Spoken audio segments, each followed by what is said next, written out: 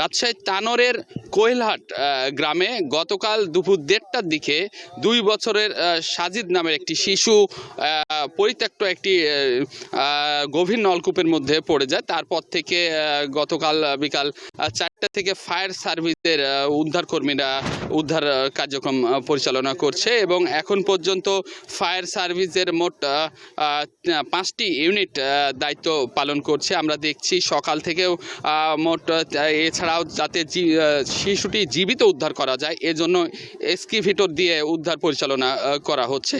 এখন পর্যন্ত মোট 30 থেকে 35 ফিট খনন করা হয়েছে শিশুটিকে উদ্ধারের জন্য জীবিত, এবং 3টি এক্সকাভেটর কাজ করছে। আমরা যদি একটু দেখানোর চেষ্টা করব যতদূর সম্ভব, কারণ নেটের কারণে আমরা আসলে ঘটনাস্থলে একেবারে পৌঁছাতে পারছি না, তবে যতটুকু সম্ভব দেখাবো দর্শক আপনাদের যে বর্তমান কি অবস্থা রয়েছে।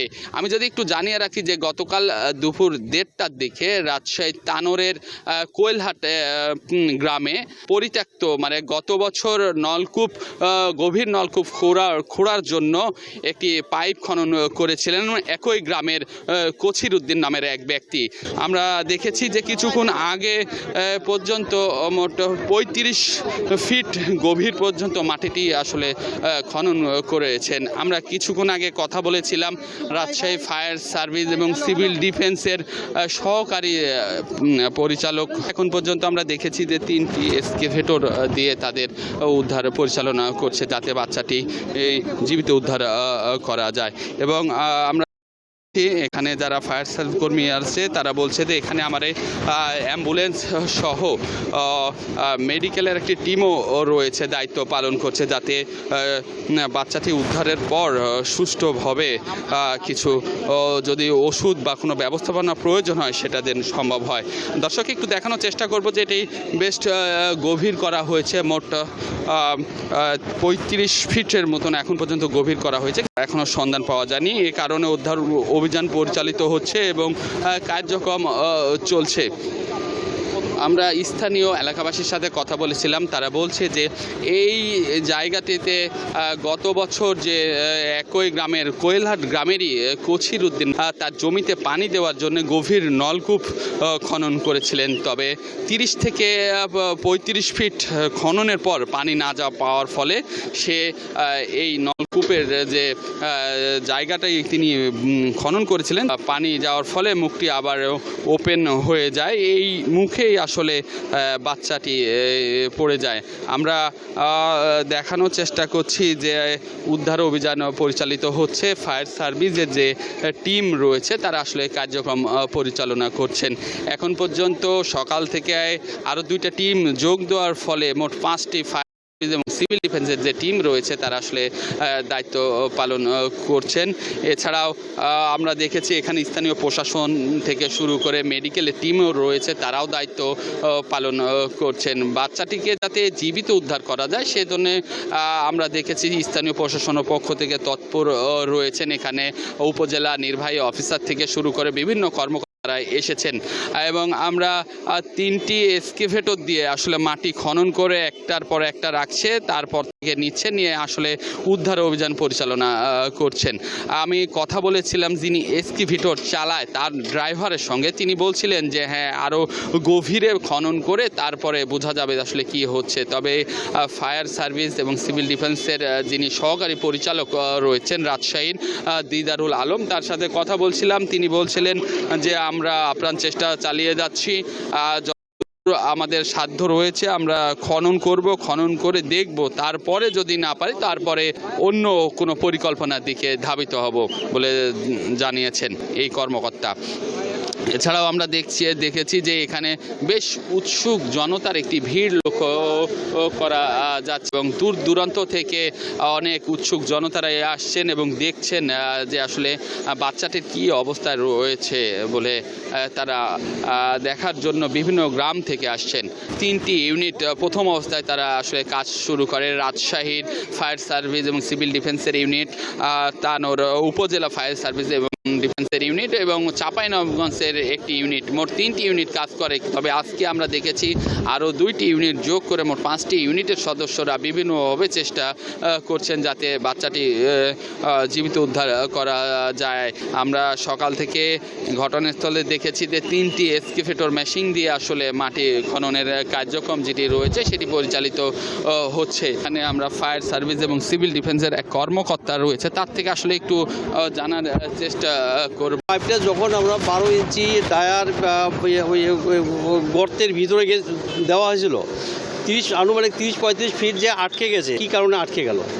যদি কোনো কারণে যে আমরা বাচ্চাটাকে পেয়ে যাই আলহামদুলিল্লাহ, আর যদি না পেয়ে যাই তাহলে আমরা আবার ওই সার্চ ভিশন ক্যামেরা দিয়ে আমরা তার লোকেশন আইডেন্টিফাই করার চেষ্টা করব। বলা হচ্ছে যে 110 থেকে 120 ফিট থাকলে এটা থাকতে পারে, এটা হতে পারে, যেহেতু একটা ডিপ টিউবওয়েলের একটা বোরিং, এটা ইভেন তারও বেশিও থাকতে পারে। কিন্তু আমাদের বিষয়টা হলো যে পাইপটা আমার 6 ইঞ্চি পাইপটা তো অনায়াসে চলে যাওয়ার কথা, 100-150 ফিট যদি থাকে সেই পর্যন্ত যাওয়ার কথা, কিন্তু আনুমানিক 30 বা 35 ফিটের মধ্যে যে কেন আটকে গেল? উদ্ধার তৎপরতার জন্য যতটুকু করার প্রয়োজন এখানে আপনারা সহযোগিতা করতেছেন, স্থানীয় প্রশাসন, এখানকার জনগণ সার্বিক সহযোগিতা আমরা পাচ্ছি। আমাদের মহাপরিচালক মহোদয় সার্বক্ষণিক দিক নির্দেশনা দিচ্ছেন এবং আমাদের ডাইরেক্টর অপারেশন তিনি অলমোস্ট আমাদের মানে রাজশাহী এয়ারপোর্টে ল্যান্ড করেছেন এবং কিছুক্ষণ আগে উনি সড়ক পথে আসতেছেন। আমরা খুব শীঘ্রই আমরা স্যারের নেতৃত্বে আমরা উদ্ধার কাজ পরিচালনা করতে পারবো ইনশাল্লাহ।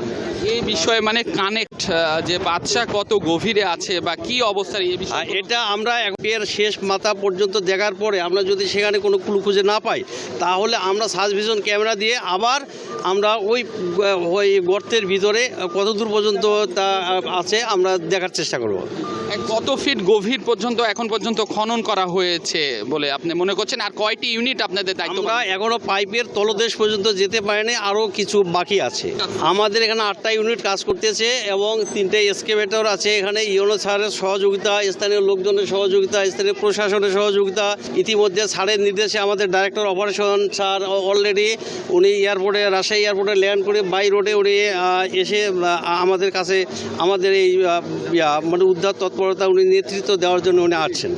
আর এমনি মেডিকেল টিমের কোনো আমাদের মেডিকেল টিমে আমাদের অ্যাম্বুলেন্স আছে, আমরা এগুলো সব কিছু রেডি করে রেখেছি।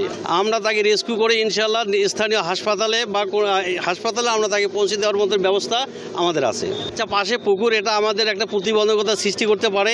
এই জন্য আপনারা দেখতেছেন যে আমরা এক্সকেভেটরের যে মাটিটা খনন করা হচ্ছে, মাটিগুলো আমরা পুকুরের পাড়ে যেমন পার বান্ধার মতো করে মানে গাইড হয়ে থাকে, সেই গাইড বা একটা মানে শক্ত ব্যবস্থা করার জন্য মাটিগুলো আমরা পুকুরের ধারে দিচ্ছি। মাটির নিচ দিয়ে পুকুরের দিকে চলে যাওয়ার কোনো সম্ভাবনা না, এই সম্ভাবনা যাতে না থাকে সেই ব্যবস্থা আমরা করছি। কারণ যদি পুকুরের পানি লিক করে আমাদের সারাদিনের পরিশ্রম সব পানিতে আবার তোলাই যাবে, সেচের ব্যবস্থা করতে হবে, সেই ব্যবস্থাও আমাদের আছে। কিন্তু আমরা চাচ্ছি যেন পুকুরের পানি কোনো অবস্থাতেই আমাদের এই গর্তে না আসে। পুকুরে দেখেছেন কিনা আপনারা? পুকুরে যেতে পারে এটা আমরা পুকুরে যেতে পারে বলে আমরা মনে করি না, এই কারণে যে বাচ্চার যে মা সে প্রত্যক্ষদর্শী, সে ডাইরেক্টলি আমাদেরকে বলেছে, স্থানীয় লোকজনদেরকে বলেছে। আমরা সবার কথার উপরে ভিত্তি করে আমরা সার্চ এই উদ্ধার অভিযান পরিচালনা করছি। আমরা ইনশাআল্লাহ উদ্ধার কাজ পরিচালনা করছি। এতে একটু সময় বেশি লাগলেও আমরা আছি। ধন্যবাদ। হ্যাঁ, দর্শক শুনছিলেন যে রাজশাহী সিভিল ডিফেন্স এবং সার্ভিসের পরিচালক মঞ্জিল হক, তিনি বলছিলেন যে আসলে তাদের দিক থেকে সকল ধরনের ব্যবস্থা গ্রহণ করা হয়েছে এবং তারা উদ্ধারের জন্য যা প্রয়োজনীয় সকল ব্যবস্থা আসলে তারা গ্রহণ করেছেন। আমরা একটু দেখাবো যে আসলে অনেক গভীর করা হয়েছে, তারপরেও আসলে তারা যে লেন্স ফিকশন যে ক্যামেরার মাধ্যমে এখনও কালকে তারা সিভিল ডিফেন্স এবং ফায়ার সার্ভিসের যে ইউনিট রয়েছে সেই ইউনিটের পক্ষ থেকে তারা ক্যামেরার মাধ্যমে তারা কানেক্ট হয়েছিলেন। তবে আজকে এখনও তারা ক্যামেরার মাধ্যমে পরিলক্ষিত করে নাই এবং তারা চলছে তাদের খনন কাজ এবং কালকে থেকে তারা উদ্ধার পরিচালনা এখন পর্যন্ত মোট 3টি ইউনিট ফায়ার সার্ভিস এবং সিভিল ডিফেন্সের দায়িত্ব পালন করছেন এবং শিশুটি যাতে জীবিত উদ্ধার করা যায় সেই কারণে আমরা দেখেছি যে 3টি এক্সকেভেটর মেশিন দিয়ে তারা উদ্ধার করেছেন।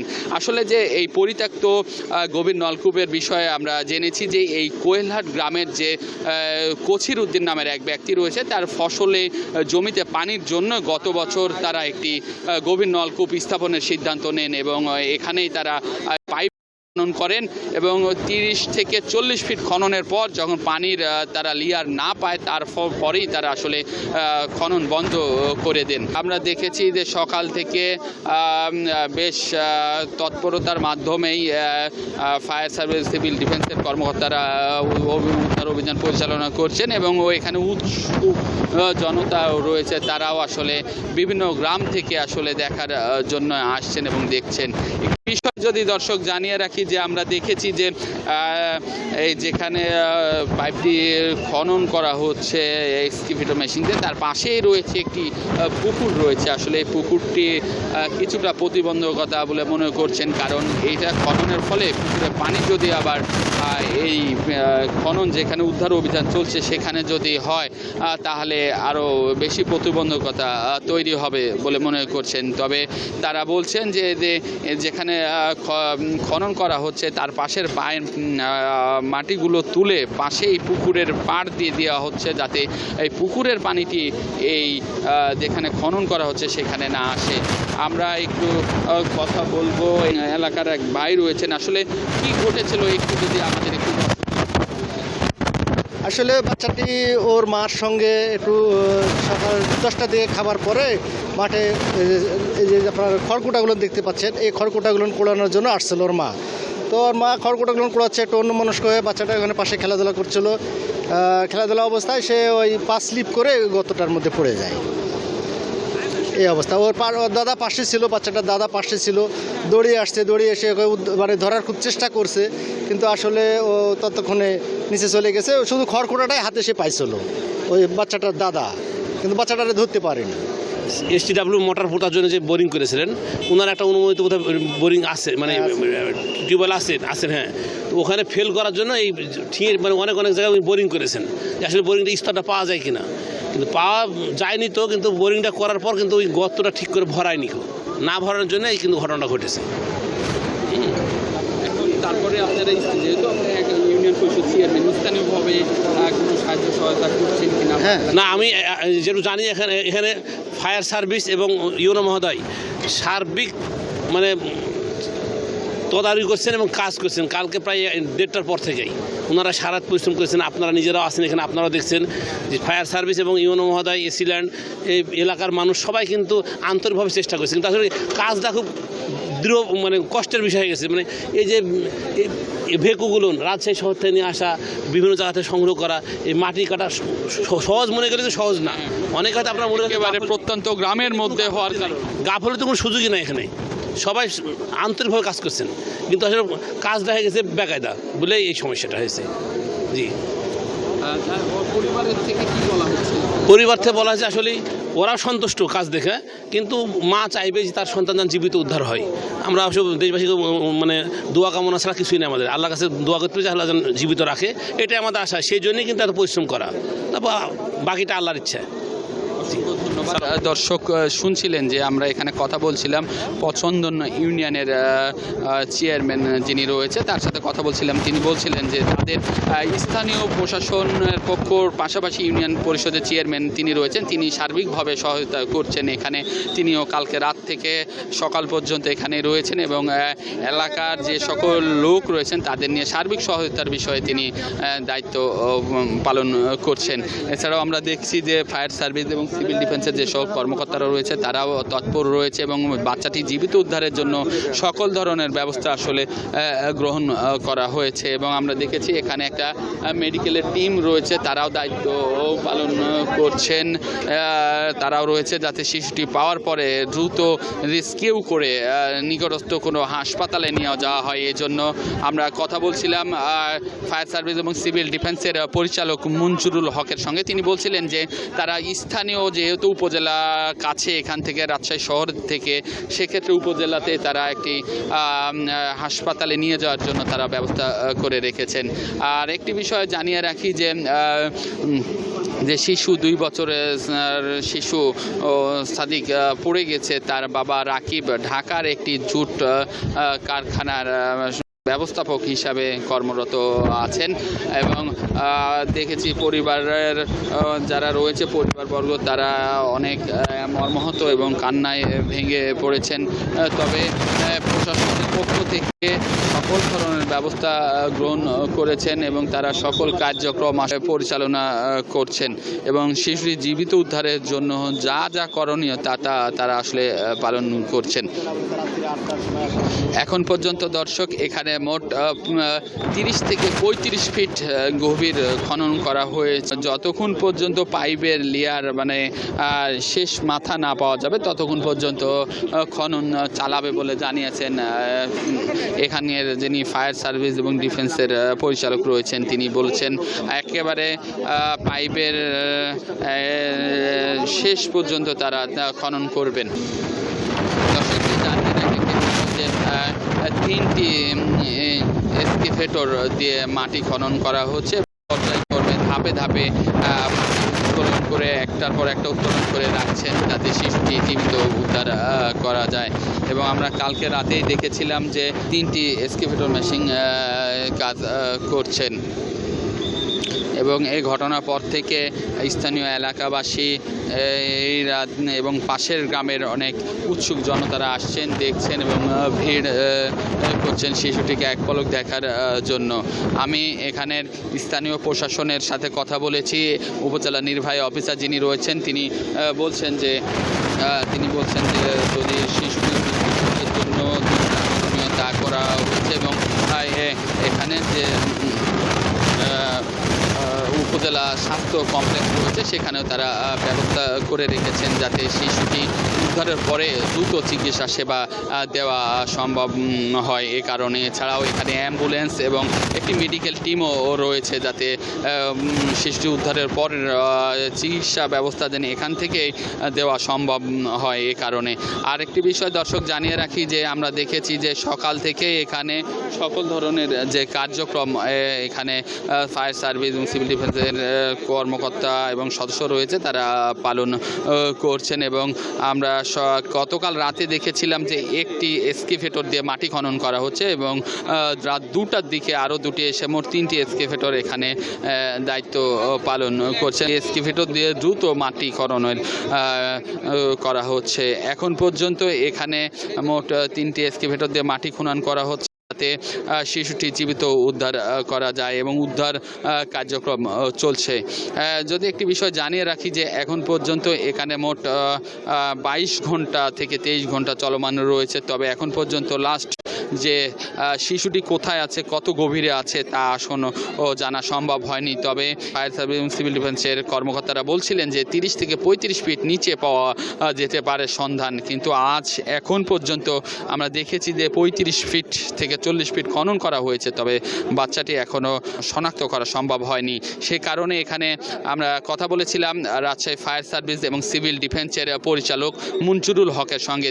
বলছিলেন যে আমরা শেষ পর্যন্ত দেখব, পাইপের যেখানে শেষ রয়েছে সেখান পর্যন্ত দেখব যে আসলে তলানি পর্যন্ত দেখে যদি আমরা বাচ্চার কোনো শনাক্ত করতে না পারি সেক্ষেত্রে আমরা স্থানীয় প্রশাসন এবং পারিবারিক সিদ্ধান্ত নিয়ে অন্য কোনো পরিকল্পনায় উদ্ধার করার বিষয়ে তারা ব্যবস্থা গ্রহণ করবেন। তবে আমরা কথা বলেছি এলাকাবাসীর সঙ্গে, এলাকাবাসী বলছে তারা আল্লাহর কাছে অনেক প্রার্থনা করেছেন যে যাতে বাচ্চাটি জীবিত উদ্ধার করা যায়। এবং এলাকাবাসী যখন কাল 1:30টার দিকে ঘটনাটি ঘটে তখন আমরা দেখেছি যে এলাকাবাসী উদ্ধারের জন্য তৎপর ছিলেন এবং চেষ্টা করেছিলেন এবং তারপরে তারা এলাকাবাসী ব্যর্থ হওয়ার পরে তারা আসলে 4টার দিকে ফায়ার সার্ভিস এবং সিভিল ডিফেন্সের যে সকল খবর দিলে তারপরই রাজশাহী ফায়ার সার্ভিস এবং সিভিল ডিফেন্সের একটি ইউনিট এবং তানোর উপজেলা ফায়ার সার্ভিস এবং সিভিল ডিফেন্সের একটি ইউনিট এবং চাঁপাইনবাবগঞ্জ ফায়ার সার্ভিস এবং সিভিল ডিফেন্সের একটি ইউনিট 35 ফিট গভীরে নলকূপের ভিতরে আসলে শিশু